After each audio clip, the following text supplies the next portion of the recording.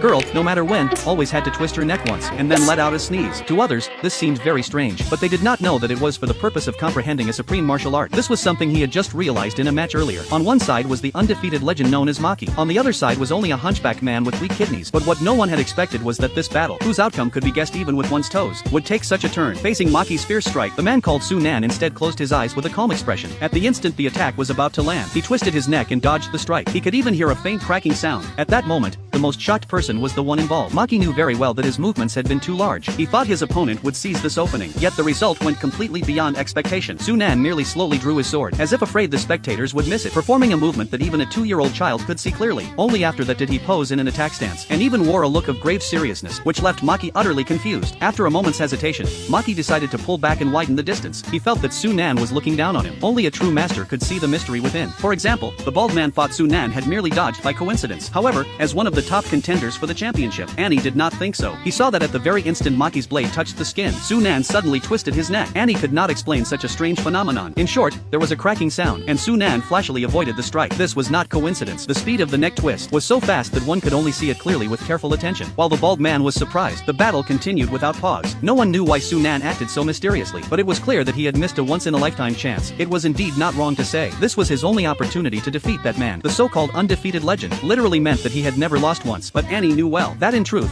when Maki met an opponent he might lose to, he would simply not fight. In the past tournaments, they had faced each other 3 times, but not once had it actually begun, because before the battle started, Maki had forfeited. Therefore, he earned the title of the ever-victorious Golden Dragon. Although veteran fighters all knew this truth, none dared underestimate Maki for it. His specialty lay in seeing through his opponent's strength with accuracy. In other words, it meant that he had never shown his true power in any match. Just as this was being said, Maki indeed released a terrifying spiritual pressure. There were only a few people in the world who could materialize their magic power. At this moment, Maki was at his most confident. Jack's combat power was merely 13. One must know that his own combat power was 4,399.